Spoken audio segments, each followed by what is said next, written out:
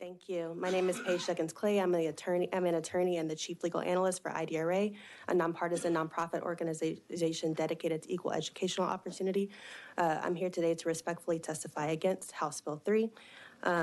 House Bill 3 would require every school in the state to have an armed police officer.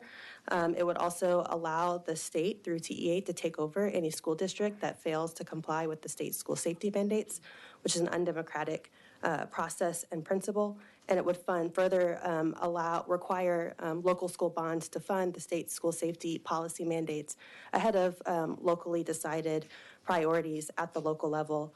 We absolutely agree that this legislature must prioritize passing legislation that prioritizes the safety of students and protects them from horrific acts of school violence, and today is certainly a sobering reminder. And I'm here representing not only IDRA but myself because I am the parent of 4 kids, including 2 kiddos who have lived through 2, not 1 but 2, active shooter threats here in the state of Texas. This is very personal to me.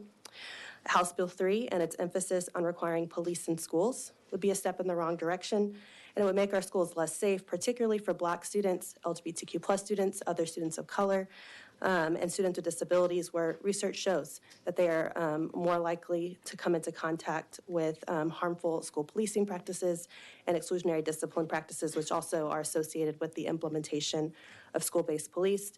I want to be very clear that we can't have a conversation about safety without talking about gun safety, and guns are the root cause of this problem. It's the #1 leading cause of death for youth in our schools, youth in our country, including in our schools, and the corollary principle that the answer to gun violence is simply not more guns in our schools. I've provided to the committee a copy of a recently published article, which has 2 really important key findings.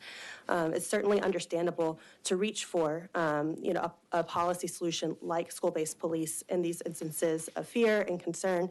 But the research is clear that there is no association between the presence of school-based law enforcement and preventing school violence.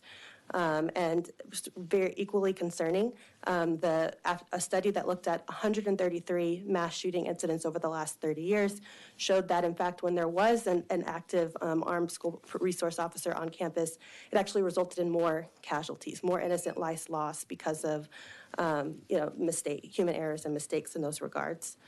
We also, we have provided a lot of research about the disparate impact of police contact on Black students in particular, who are twice as likely to be arrested at school and to not have those protections.